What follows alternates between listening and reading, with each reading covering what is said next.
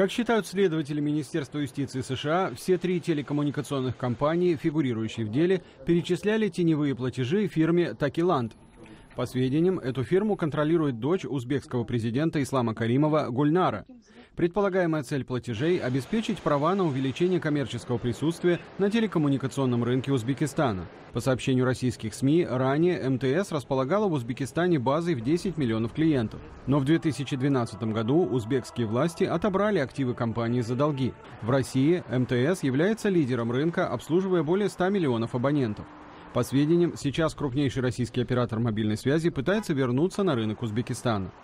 В заявлении Министерства юстиции США, сообщает американская газета Wall Street Journal, говорится о возможной коррупции в семье президента Узбекистана. Напомним, в июне этого года окружной суд Нью-Йорка арестовал $300 миллионов на счетах компаний, которые связаны с расследованием о сделках МТС и Вимпелком в Узбекистане. Тогда суд потребовал заблокировать счета компании «Такиланд» в Бельгии, Ирландии и Люксембурге. На этот раз сумма может составить $1 миллиард. Представители компаний Вимпелком, Телеасонера и МТС сообщили, что они сотрудничают с властями в расследовании. Причем в МТС заявили, что фирма не является владельцем активов, о которых говорит американская сторона. Вадим Оленичев, Андрей Дегтярев. Настоящее время. Вашингтон.